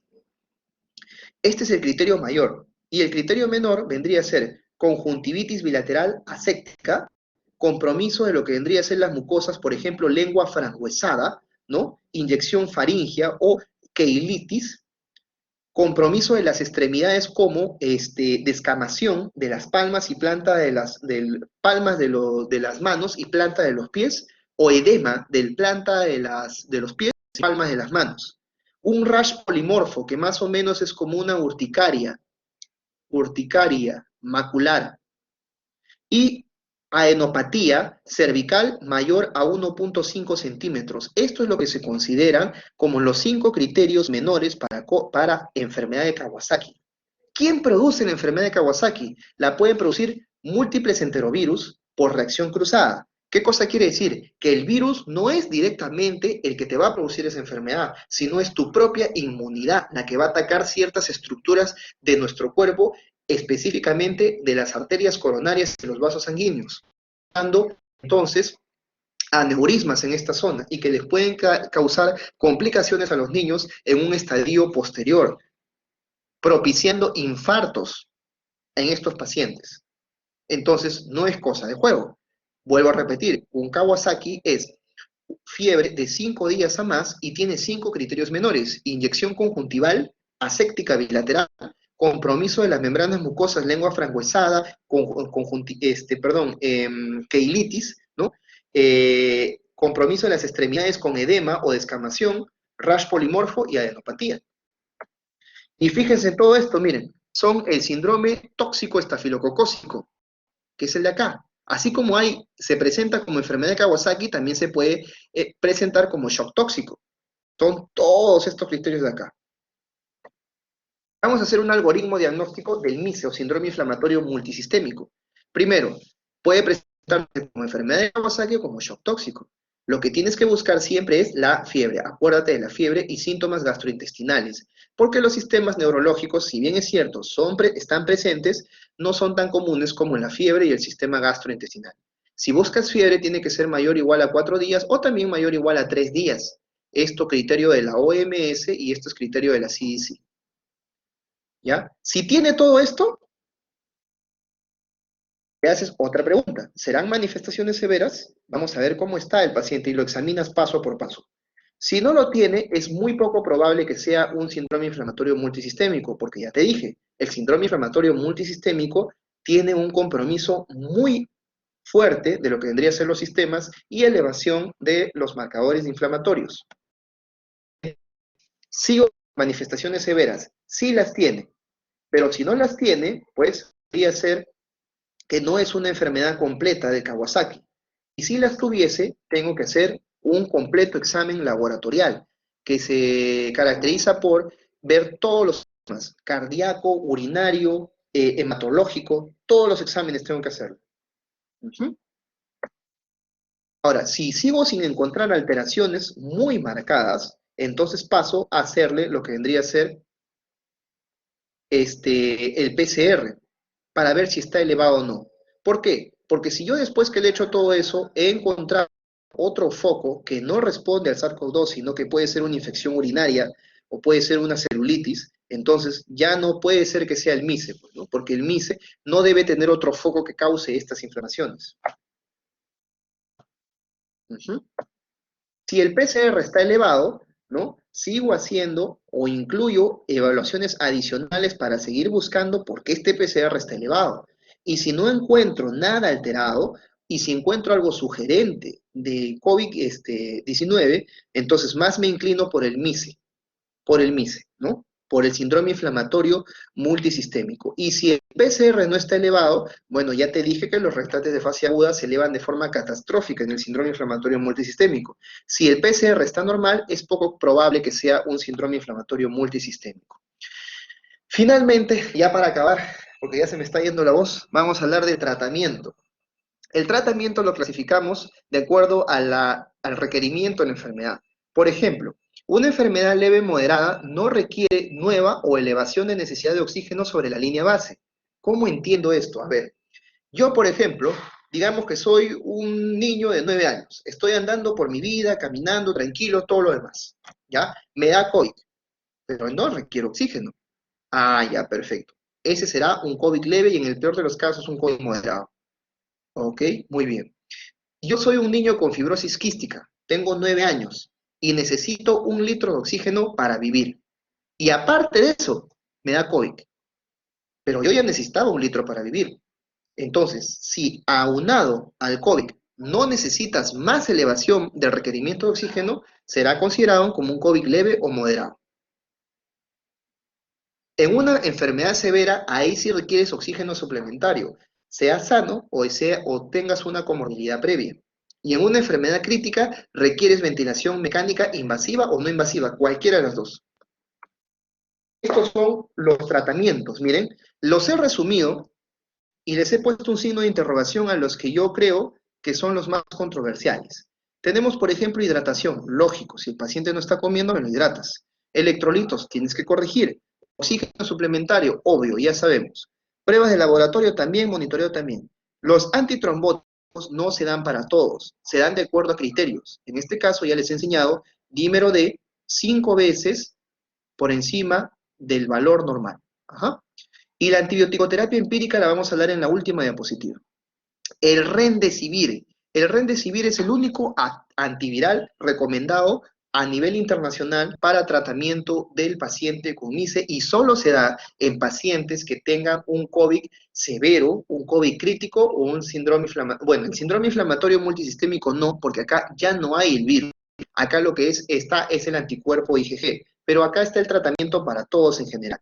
El Remdesivir se da 5 miligramos por kilo de peso en el primer día, seguido de 2.5 por vía intravenosa. 200 miligramos en el primer día, seguido por 100 miligramos al día por intravenosa. O sea, para mayores de 40 o igual a 40 kilos y para menores de 40 kilos. Glucocorticoides es dexametasona, hidrocortisona, prednisolona, metilprednisolona. Doctor, pero nos han dicho de que no les demos corticoide a nadie. Bueno, para un COVID leve no das corticoide. Para un COVID moderado, tampoco. Un COVID severo, depende del criterio médico. Se ha visto entonces que darle corticoides a los pacientes que están en un estadio severo, crítico, sí podría funcionar. Le da un poco más de beneficio. Pero esto no quiere decir que yo voy corriendo, apenas ni siquiera tengo una sola gota de moco y ya me estoy tomando dexametasona y prednisona. Eso no es así, pues. El corticoide se da de forma individualizada para pacientes que están como mínimo en un estadio severo. La antibioticoterapia empírica sugerida, si quieres atreverte a dar antibiótico, debes darlo bien. Ceftriaxona y vancomicina. Pero ojo, esto no lo vas a dar de forma ambulatoria. Esto lo tienes que dar cuando el paciente esté en UCI. ¿Con esto qué te quiero decir? Que tu terapia empírica la vas a dar solo cuando el paciente está con COVID severo, crítico o que tengas la sospecha de una coinfección. No vas a dar ceftriaxona y vanco porque se te da la gana. Tienes un COVID con un poco de tos, has hecho 2 días fiebre y ya está el farmacéutico recomendándote ceftriaxona intramuscular con tu vancomicina. ¿Qué es eso, por Dios? A eso no puede pasar. La ceftriaxona y el vancomicina son antibióticos de amplio espectro y solamente se dan cuando el COVID está en estadio severo, crítico o por lo menos si tienes una sospecha de una comorbilidad asociada, pero evidenciada por una placa, no solamente de forma empírica. Por eso les digo, no dar antibióticos a COVID leves ni moderados. Te acepto de repente a un COVID severo, pero no a un COVID leve moderado, siendo entonces radiológicamente más del 50% de compromiso en una imagen del parénquima pulmonar considerado recién como un COVID severo. ¿Ok? Inmunoglobulina humana, 2 gramos por kilo, dosis única en 8 a 12 horas. Esto se da cuando los pacientes presentan una enfermedad o una expresión clínica en el síndrome inflamatorio multisistémico similar a la enfermedad de Kawasaki. Y la terapia antitrombótica, ya te lo dije, enoxaparina, de bajo peso molecular. Y eso lo das cuando el dímero D está 5 veces por encima del valor normal. ¿Ok? Si hay shock, tratas el shock de acuerdo a las guías y protocolos de cualquier shock. No es que tú vas a tratar un shock especialmente para COVID y otro shock para otro paciente, no. El shock se trata de forma internacional como un solo consenso. ¿Ok? Eso vendría a ser toda la presentación, doctores, de la clase del día de hoy. Entonces, estoy presto para poder responder todas las preguntas que ustedes decidan hacerme acerca de esta exposición.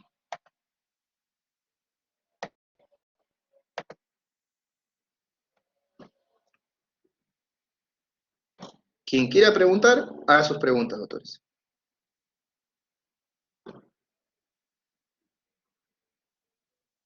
Doctor, disculpe una consulta. Sí, doctor, dígame, doctor Guerra. Sí, nos mencionó que tenía que estar el IgG también aumentado. Entonces, el paciente solamente va a venir con fiebre y, bueno, síntomas gastrointestinales y de ahí solamente tendremos que verificar si tiene antecedentes con COVID. Así es, doctor. Eso es, muy bien. Esa es la idea. Esa es la idea. Sí, siga, doctor, siga. Porque el IgG va a estar aumentado igualmente en los 6 meses, pues, ¿no?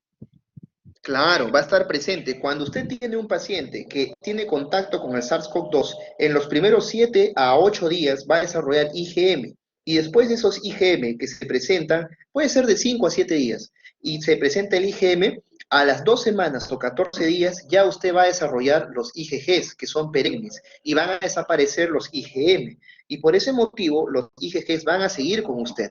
Cuando usted desarrolla los IgGs, ya no hay virus per se, sino hay trazos de ARN o trazos de virus. Entonces, es por eso que el PCR, a las 4 semanas después que te dio el COVID, ya puede, en muchos casos, ser negativo. Ahora, ustedes me dirán, doctor, pero a mí me han dicho que el PCR sale igual positivo. No, pues, eso es cuando el COVID permanece tal como COVID. Ya no sería un síndrome inflamatorio multisistémico, porque para que sea un síndrome inflamatorio multisistémico, previamente tú supuestamente debes haber estado sano unas 3 o 4 semanas después que te dio el COVID, para que recién se produzca esta inflamación generalizada. Entonces, sí, los IgG están presentes al momento de que te da el COVID y solo lo sospechas en caso de que tu paciente tenga 4 a 5 días de fiebre continua y síntomas gastrointestinales que no responden a otra característica. Por ejemplo, viene el paciente y está con fiebre 4 o 5 días.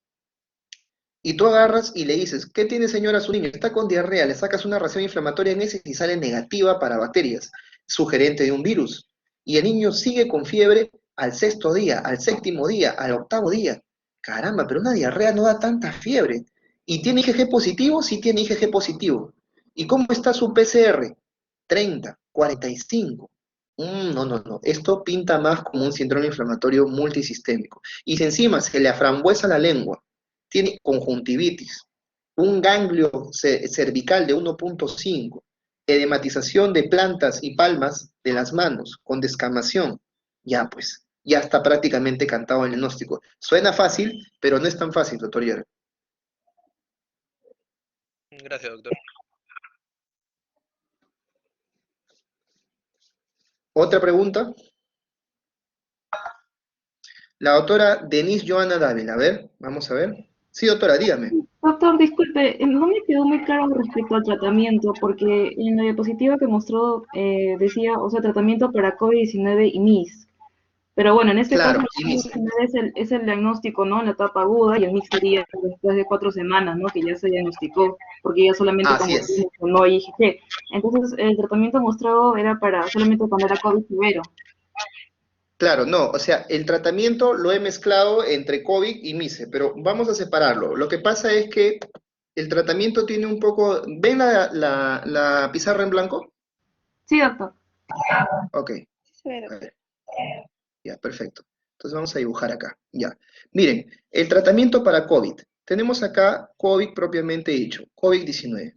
Ujú. Este COVID-19 lo vamos a tratar primero, el leve, simplemente con aislamiento, reposo, agua tibia y un poco de paracetamol por si te da tos o si te da, no, perdón, por si te da fiebre. El moderado, bueno, también está dentro de ese cuadro, solo que requiere la atención clínica, ¿no? Y darle algún sintomático, algún medicamento, pero que no tiene nada que ver con antibióticos y nada que ver con lo que vendría a ser el suplemento de oxígeno. A partir del severo y el crítico, acá lo principal es el oxígeno o el soporte ventilatorio. Acá tú das oxígeno para poder mantener a tu paciente. Y en este caso podrías utilizar tratamiento empírico o lo que vendría a ser antibióticos empíricos. Pero si tú estás en un COVID severo o estás en un COVID crítico, quiere decir que ya necesitas un soporte ventilatorio. Y ese soporte ventilatorio puede ser ventilación mecánica no invasiva o invasiva. Entonces, si tiene ventilación mecánica, ya sea invasiva o no invasiva, este paciente ya está hospitalizado. No existe un COVID severo o COVID crítico de forma ambulatoria, no debería existir. Si existe es porque nuestro sistema de salud está hasta las patas y no hay camas UCI o camas intermedias. Pero todos estos pacientes categorizados en este rango deberían estar hospitalizados. Bueno, en esta etapa tú puedes iniciar antibiótico-terapia empírica pensando en una sobreinfección bacteriana. Recordemos entonces que el COVID, cuando está en un estadio de severidad, te puede causar entonces leucopenia. Claro, normalmente solo un 17% de los casos tienen leucopenia, pero podría causártela. Entonces, de repente, por ejemplo, este paciente viene con COVID y también está asociado a un Streptococcus pneumoniae, un Staphylococcus aureus. ¿Por qué? Porque al momento que tú le tomas la placa de pulmones, imagínense ustedes que tú le tomes una placa de pulmones a un paciente con COVID-19 y encuentres niveles hidroaéreos. Niveles hidroaéreos, acá, en todo el parénquima.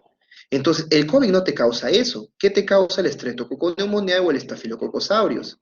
Pensando en este cuadro clínico que se distorsiona del COVID original, le iniciamos una terapia empírica que está muy fuerte avalada por la ceftriaxona y la vancomicina. En el caso del MICE, tú puedes iniciar antibiótico-terapia empírica, ¿no? Siempre y cuando tengas sospecha de que hay una comorbilidad. Por eso lo he puesto, en la terapia empírica la he puesto para ambos lados, tanto para el COVID-19 como para el MICE. Tú puedes dar terapia empírica, tratamiento antibiótico empírico, siempre y cuando me sustentes que hay una infección que podría estar concomitante en estos pacientes. Recuerda entonces que las comorbilidades normalmente asociadas al COVID-19, en el caso del virus, el primer puesto es la influenza, y en el caso de la bacteria, el primer puesto es el Mycoplasma pneumoniae. Y el Mycoplasma pneumoniae, esto no es el tratamiento indicado para Mycoplasma pneumoniae. Tendrías que darle un macrólido. Por eso te digo, no todos los pacientes tú los vas a arrancar con Cestria-Vanco, solo a los que tú tienes una alta sospecha de una comorbilidad asociada. Por eso pongo lo que vendría a ser para casos severos, críticos y también para MICE, pues, ¿no? En el caso tengas una sospecha de lo que vendría a ser este cuadro. Ahora, la hidratación se da en ambos casos. Que el paciente no tolere la vía oral. Tienes de repente un COVID-19 crítico. Si es crítico, sí o sí requiere ventilación mecánica, sea invasiva o no invasiva. No va a poder comer porque está intubado, entonces tienes que darle hidratación. Tienes que darle oxígeno a alto flujo para mantener a nuestros pacientes, ¿no? La terapia antitrombótica dependerá del dímero D, pero desafortunadamente los trombos se pueden formar tanto en COVID-19 severo crítico, así como en MICE también se puede formar. La única diferenciación entre un COVID severo y un COVID crítico de un MIS, los primeros son en estadios agudos y el MIS es una complicación tardía de la infección. No sé si me dejo entender, doctora.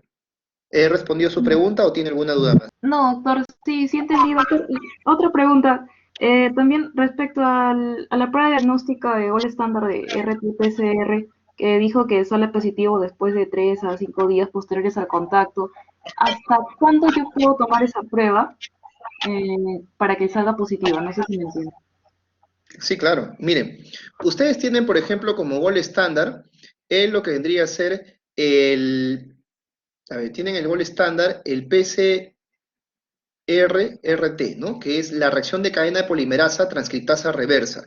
Normalmente, el PCR es más efectivo contra mayor replicación viral tenga. Como ya hemos hablado, si tú te contagias en el día 0, entonces tú acá más o menos en el 5º a 7º día tienes la máxima replicación de ARN del material viral del SARS-CoV-2.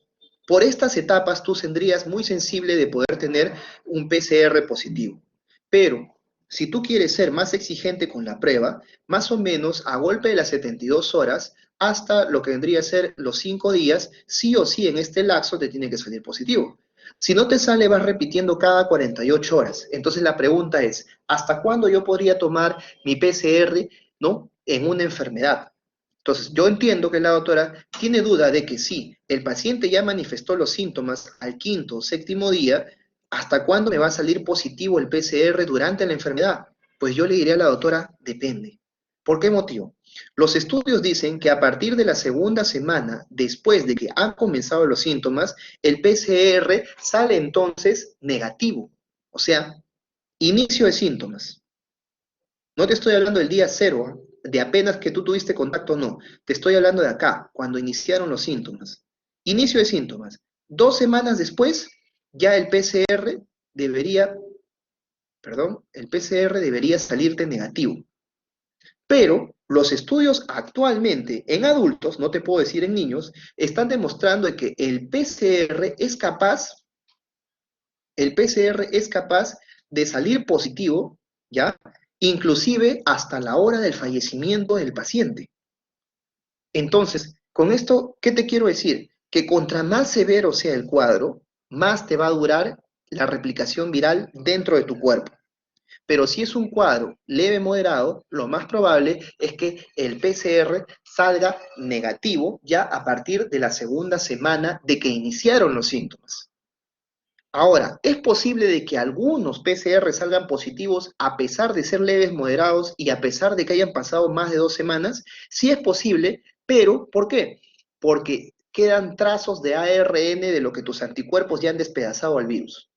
Pero lo normal es que a partir de las 2 semanas posteriores a que iniciaron los síntomas, el PCR transcriptasa reversa salga negativo. Y solo se expresará de forma positiva en aquellos pacientes cuya severidad es muy intensa e inclusive se han reportado casos de pacientes que tienen PCR positivo al momento de su fallecimiento. ¿Me dejé entender, doctora? ¿Respondí su pregunta? Sí, doctor, muchas gracias. ¿Otra pregunta?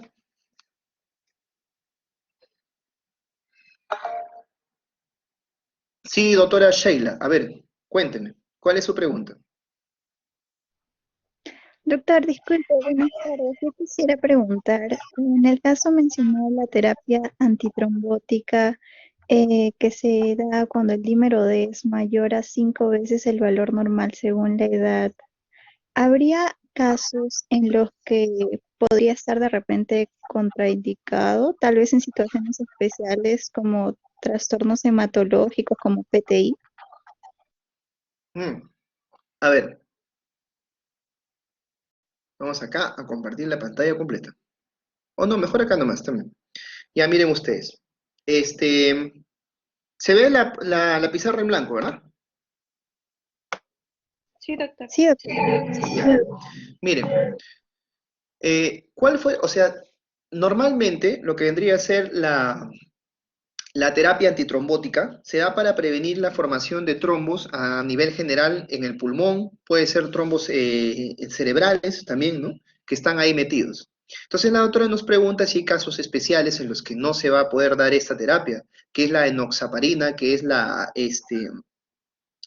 la heparina de lo que vendría a ser bajo peso molecular. Miren, vamos a dar la enoxaparina siempre y cuando tengamos un rango del INR, no sé si ustedes están familiarizados con este tema, pero usualmente nosotros cuando mandamos a un paciente al terreno anticoagulante, o sea, cuando lo estamos anticoagulando al paciente, usualmente llevamos al paciente en un rango del INR de 2 a 2.5. Y cuando llegamos a este punto, ya ahí paramos la mano. Entonces, yo entenderé como un aspecto anticoagulante como de 2 a 2.5. Entonces, independientemente así tengas PTI, ¿no? Así tengas una tromboastenia de Glassman, así tengas una, ¿qué les digo? Otra enfermedad concomitante hematológica que te baja los trombos, las plaquetas, mejor dicho. Si tú mantienes un INR entre 2 y 2.5, ese sería el requerimiento necesario. Más allá de eso ya tendrías que suspenderle, pues, la enoxaparina. Tienes que mantenerte en este rango. Por eso es que la enoxaparina todavía no está muy estudiada en los pacientes pediátricos. Este dato que les estoy hablando, este de acá, es un dato de adultos. Entonces, estoy extrapolando la información de adultos a la información pediátrica. No es lo correcto, pero es lo que hay en la bibliografía. Entonces, la experiencia con enoxaparina en los niños es muy incipiente, pero aparentemente se utilizan los rangos que se utilizan en el adulto también.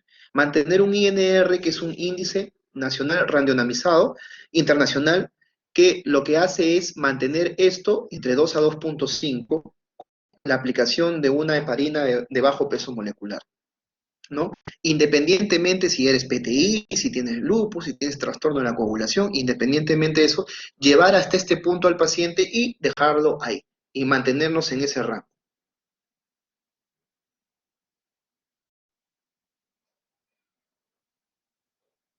No sé si respondí su pregunta, doctora Shane. Sí, doctor, muchas gracias. Ok. ¿Otra pregunta más?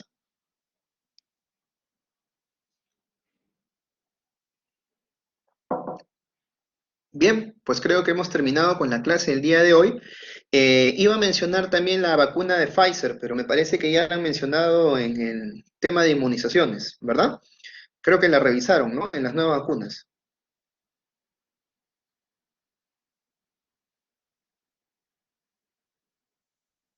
No, doctor, no se tocó. No, no lo recuerdo. ¿No han hablado de Pfizer? No, doctor. Ya. Bueno, se los comento así de forma somera, acá, para que sepan, ¿no? Es imperdonable que nosotros no sepamos de Pfizer, ¿no? La vacuna de Pfizer se le aplica ARN mensajero a los pacientes. No se menciona en pediatría porque no está avalado todavía los estudios en pacientes pediátricos, pero ya se está incluyendo población desde los 12 hasta los 18 años. Tal vez por eso el doctor no les mencionó la de Pfizer, porque todavía está en estudio en la población pediátrica. El primer día de la inoculación con dosis Pfizer se le conoce como día cero. De acá, en un lapso de 3 semanas, te tienes que poner la segunda dosis. Entonces, día 0, día 1, acá ponemos primera dosis, segunda dosis. Más o menos, una semana después que tú te has colocado la primera dosis, recién adquieres el 97% de eficacia o de inmunidad con respecto al virus. Entonces, no es que yo me pongo la vacuna acá y ya soy inmune, no. Durante estas 3 semanas vas formando anticuerpos. Y en la segunda dosis, o sea, más o menos para el día 21, ya tú tienes un aproximado de 65 a 85% de efectividad. Y es después de la segunda dosis, pasado una semana, que ya adquieres el 97% de efectividad.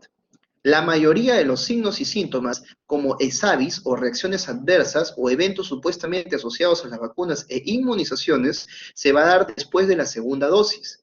Así que si tú te pones la primera y no te duele nada y estás cantando feliz diciendo, no pasa nada con la vacuna, pues no estés tan seguro. Tienes que esperar a después de la segunda dosis para ver si es que en verdad te choca o no te choca la vacuna. se conserva a menos 70 grados centígrados, ¿no? Y ustedes bueno, hay una página online de Pfizer donde están los resultados que se van dando al día de hoy. O sea, mañana serán otros resultados, pasado mañana serán otros resultados en los cuales ustedes pueden ver cómo se van dando los estudios. Hasta el momento, Pfizer ha demostrado tener un 97% de efectividad comparado con Sputnik, comparado con Sinopharm, comparado con lo que vendría a ser Johnson & Johnson, solo que la ventaja del Johnson es que tú tienes una sola dosis, ¿no? En cambio el Pfizer sí tiene 2 dosis, pero es mejor. O sea, le podría decir que he revisado todos los estudios, no estoy a favor del mercantilismo de ninguna vacuna, no trabajo para ninguna institución que tenga que ver con vacunas, ni con farmacéuticas. Sí les puedo decir que de todo el análisis que he hecho, la vacuna Pfizer es pues la mejorcita, ¿no? De la situación. Bien, entonces me despido, doctores, espero que les haya gustado la teoría. He tratado de resumir lo más que he podido del tema, hay muchas cosas más que hablar, pero de todas maneras, bueno, esto es lo básico, ¿no? Entonces, un abrazo a todos, cuídense bastante y bastantes medidas de precaución para esta pandemia. Nos vemos, chicos. Gracias, doctor. Buen día. Gracias, doctor. Gracias, doctor.